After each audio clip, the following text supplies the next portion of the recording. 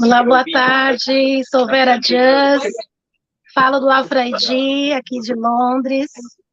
E nós estamos hoje aqui com um evento falando sobre o dia 13 de maio, né, que é o dia que relembra o dia da abolição da escravatura, mas para nós negros não é um dia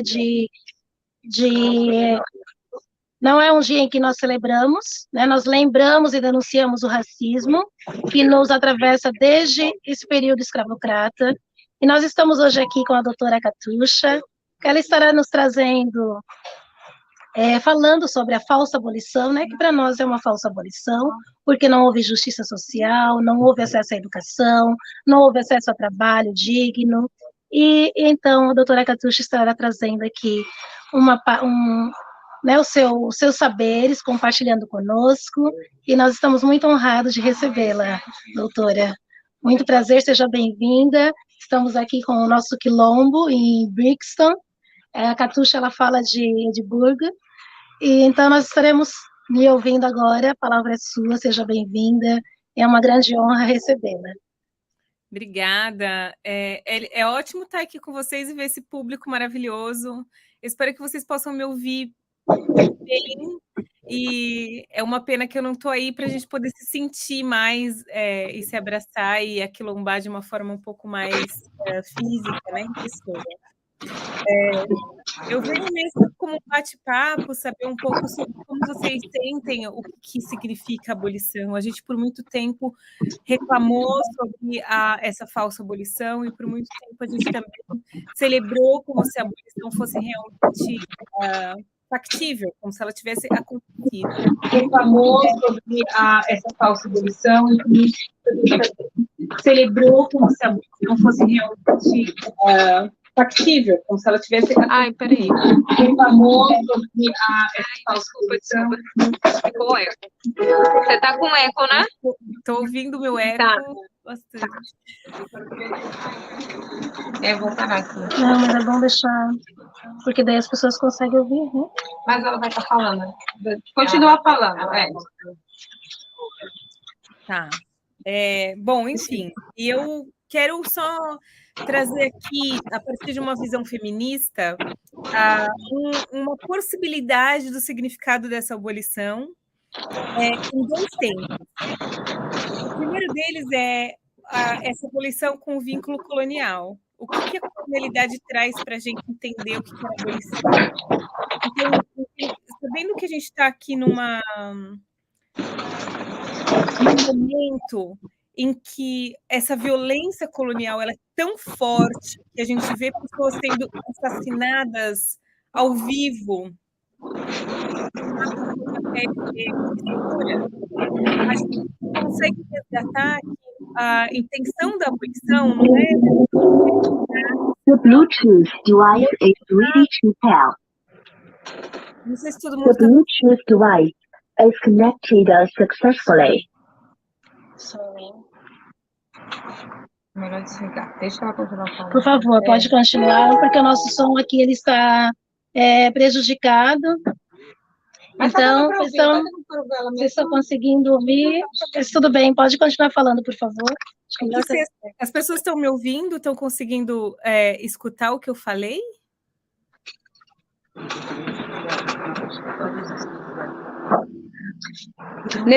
Agora não vai dar, porque o tempo dela tá curto. Se ela quiser.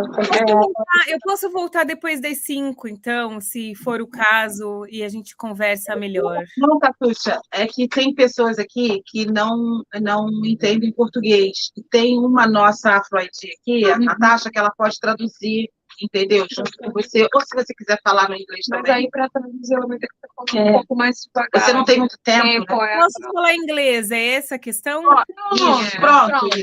Perfeito, obrigada. Obrigada. Estão me ouvindo, é isso? Estão ouvindo, sim. Tá bom. Tá, então tudo bem. Vamos fazer... All right. I just wanted to reintroduce the topic again, so you can follow what I'm trying to convey here. The first of all, my name is Katusha. I am a lecturer here at University of Edinburgh in race and decolonial studies.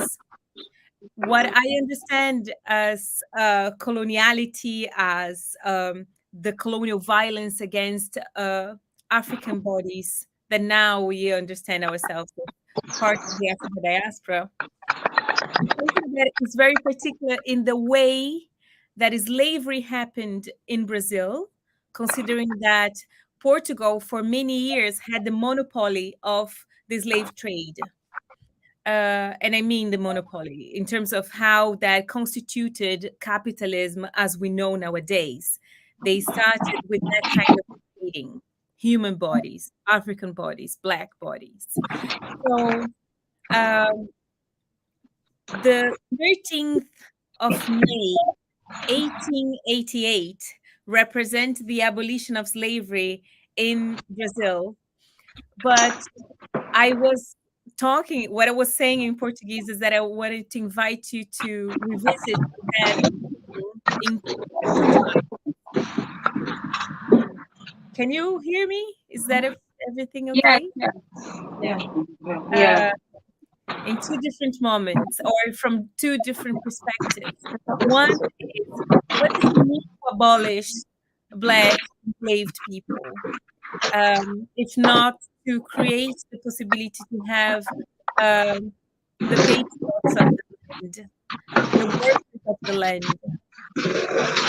Desculpa, tem alguma coisa acontecendo no microfone que eu tô ouvindo um ruído, tá? Tá melhor agora? Vê se melhorou, por favor.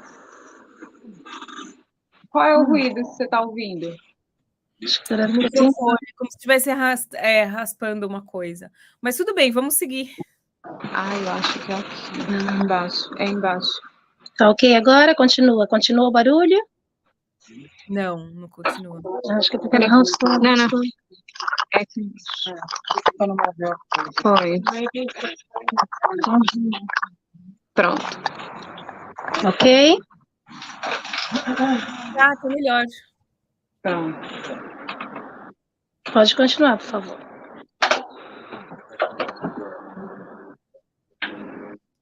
Right. So we have this possibility of understanding the abolition of slavery from the perspective that they were constituting new nations, and we could have new patriots and patriarchs of the nation. By patriots, I mean all the enslaved bodies that before were called enslaved, and now they are the new soldiers of the nation. They are there to fight for the nation. They are the small patriots, as I'm calling now. So they will defend the nation with their own lives. So the disposable lives that are going to be part of the front line of the nation. Also, the new consumers who don't buy other human bodies like enslaved people during slavery, but they can buy the products that the colonies in Europe produced through their labor, as they pick the cotton, as they pick the corn. They would be produced and processed by European industry and sold back to their own hands for prices that we cannot pay for, because we don't have jobs and we don't have a structure of social justice that was ready to actually have free bodies in the society. So I think it is an invitation for us to think, what is to be a small patriot? What is to be someone who is free in a society that is patriarchal, and to fit in a society that is only requesting us to be this patriarch? The second part is refusing absolutely everything that the history has been telling us about how we are abolished in terms of slavery, and refusing all those meanings that they created. Hello. and engaging with a different perspective, which is celebrating this day as a day that we remember all the people who survived, and that's the reason why we are here alive, and all the people who did not make it. And that's also why we understand the importance to food.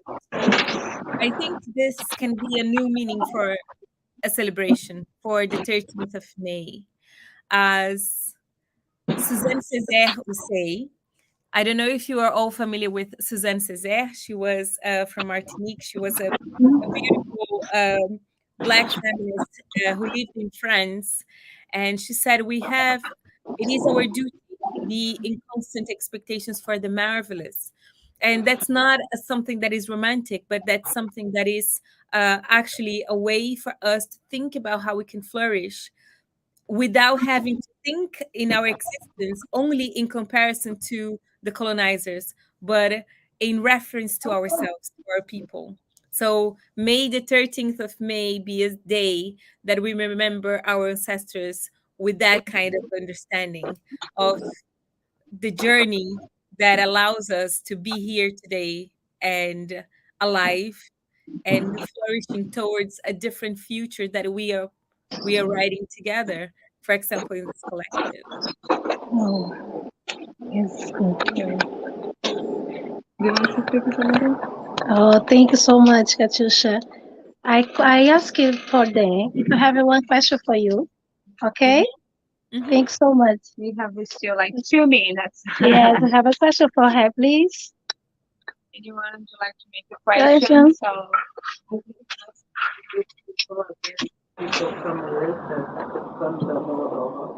What does she do? What are you studying at the moment, and where? Your university?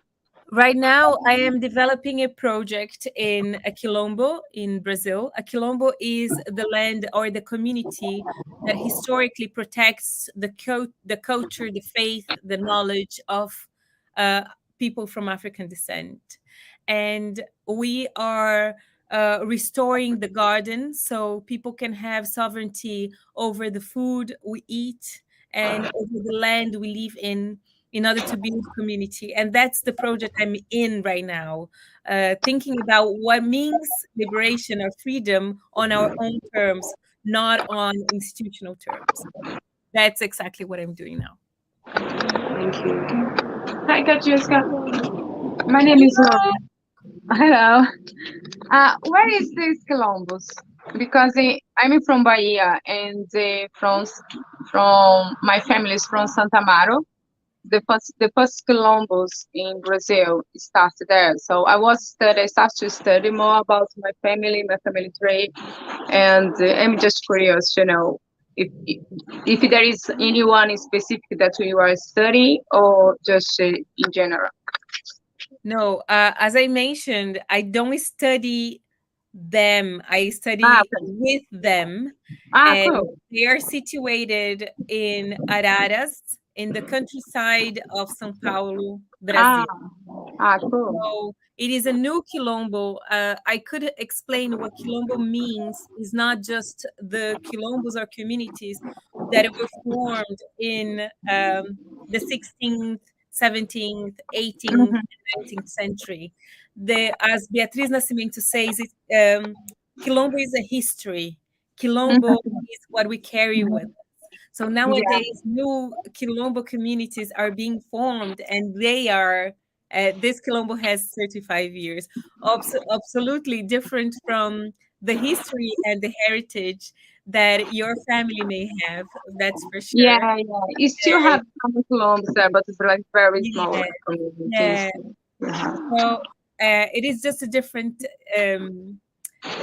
history in the structure, but the meaning or the aim is where Quilombo is crossing in our souls. Thank you. Community, of course. Thank you. So yeah. Para a Rosela. A Rosela parou. Não parou, ela parou de falar. Okay, have a one question more, please. Can you come in here, please, if you can? Yes, please. Let me go down. Hi, good afternoon. Hello. Good afternoon. My name is Osita. I've got a small question for you. I was doing some reading recently, and they're talking about the state of quilombos in Brazil and how there's a problem in relation to the government taking land from many quilombos at the moment. And obviously, that's that runs in conjunction with the whole Movimento Sem Terra situation. So, what's the situation now in terms of people protecting land and land rights in Brazil at the moment? Thank you. Yeah, of course, thank you for your question. It's a very important topic right now in Brazil. So, because today we are talking specifically about slavery and how that touched Black and African descent bodies, I aim to talk about that. But in terms of land rights, we are also referring to indigenous people, Ribeirinhos, who is a community that lives by the river and their own life is circulating around the river, not only for food, but all the energy, everything they produce is because of the river. And many other communities, traditional communities that depend on land to survive, because that's the indigenous aspect of it. And I'm also calling quilombos as indigenous in this sense. So we have a history of recognition of quilombo and indigenous lands in Brazil. Since the new government, the new administration took over, we watched indigenous people disappearing, quilombos being like set on fire, people taking over the lands as if it was like, yeah, back in the 16th century, 15th century. So this is in dialogue with Movimento Sem Terra, yes. So there is something very specific related to colonialism and anti-racism, that these traditional communities are claiming lands from maybe a different kind of a agenda, but yet a very important one in terms of sovereignty. And what does it mean to be part of a nation that doesn't recognize them, right? And that's why there is a danger of abolition of slavery, because it was never meant for us to be free. It was meant for us to surrender to the nation and be the patriots that we expected to be. And that just doesn't work. It doesn't work because we've been killed, and people are disappearing. Just last week, we have a few indigenous people who disappeared, and they're still fighting for land. So this is something very relevant nowadays, because this is army force. I'm talking about the army supporting industries to snatch the lands. Thank you for your question. This is an issue that is really close to my heart. I could go on about land rights, because I think land rights is very associated with abolition and liberation. Land rights is where we get our food. Land rights is where we can be ourselves. We can just be and build community. So that's a very important question. Thank you. Thank you. Thank you. Someone else, thank you. Oh, is the last? Yes, it's good. Have one more. It's okay. Good afternoon. My name is Nana.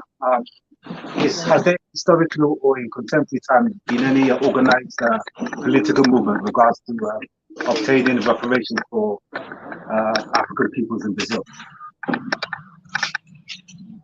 Sorry, can you just repeat your question? I can't hear very well. Sorry. Historically or even in contemporary times, is there an organized political movement in regards to obtaining reparations for African peoples in Brazil? You asking what is the history? Is it organized? Has there been have they made any progress historically or into contemporary times? Yes, we have made progress, and it has been the history of anti-racist movement is the history of um, the arrival of blacks in Brazil. The history of anti-racist movement is the history of the arrival of the colonizers in Latin America. As soon as they arrived, indigenous people, African people rebelled, and they organized and they strategized. I can situate a few examples. Just we have the war with Palmares, and I mean war. Palmares was a quilombo that had that was situated as if like they had many satellite cities around the quilombo. So it was not only one big piece of land. It was this piece of land with a lot of different pieces of land around it. And they structured in army strategy kind of thing. And nobody could take them down because many times the Portuguese government went there to set this on fire. This is in north of Brazil, okay? And this was in the 17th century. So you imagine, we have a strategy that strong back in those times, and then we had the Malay rebellion in Bahia, where they rebelled against slavery, and they succeeded in terms of the proportion of fighting against the system. They managed to pass on little notes where they could organize time, place, and so on. Further on, we have the Black movement historically claiming they identities in the census, and that's why the census nowadays considers people with mixed race heritage to this day. So this is a fight from the Black movement. We also have institutionalized reparations for access in the labor market and in the universities. This is also a fight from of the Black movement. Also the indigenous movement, because we also have quotas for indigenous people. They happen in a different way. Maybe it's a conversation for a different moment, how it takes place. Because for indigenous people, they need a confirmation that they are actually indigenous from the community they claim to be identified with. Whereas if you're Black, you just say, I'm Black, and the person can be racialized as white, and they will pass. And there is a lot of ethical issues involving that, but that is a victory of the Black movement. More recently, we have been joining the fight for in a more vocal way, alongside with indigenous people, alongside with quilombos, and mainly with the intention to take the current president from the administration. But I like to believe that the Black movement is bigger than that, and can think more deeply about the liberation beyond the constraints of the violent colonial power that we have nowadays. This was a long answer, but I just wanted to give you some sense of historical fight and organized Black movement we have in Brazil.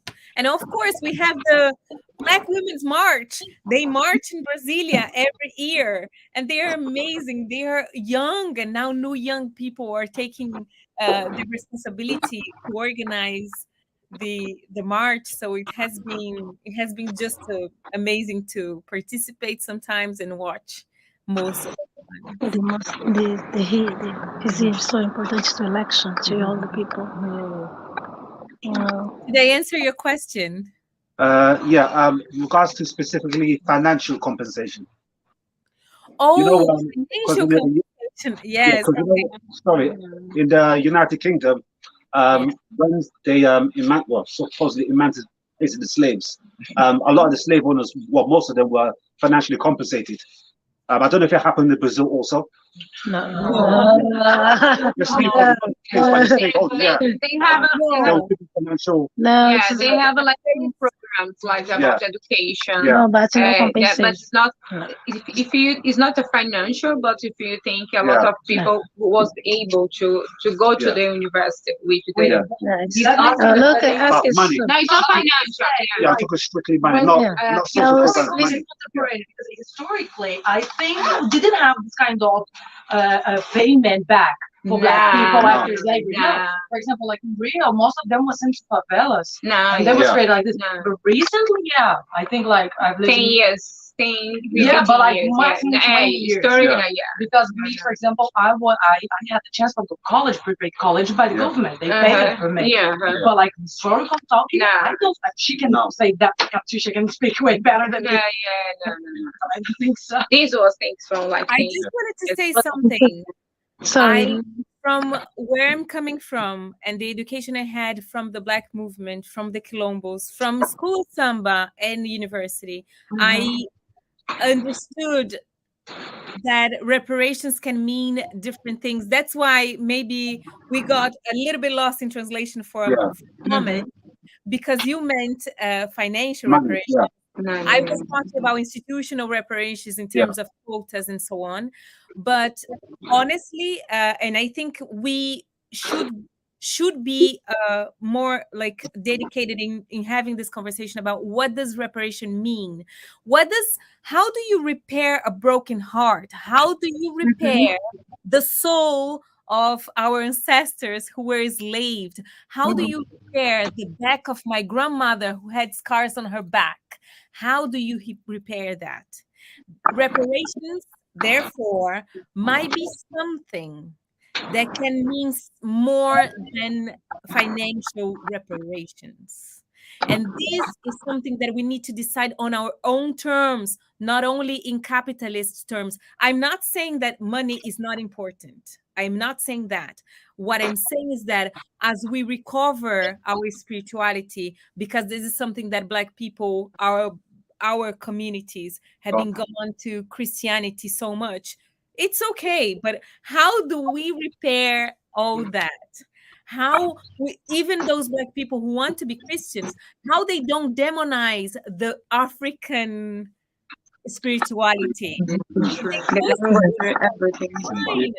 But how do we have these conversations into the depth of our hearts, into the depth of our ancestors, and that reparation start meaning something else than only the financial return or the quotas or the institutional conversations that we need to have in a table. We need to sit down in those tables.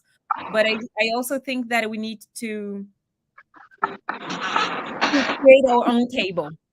To build our own table for this conversation about reparations. All right, thank you.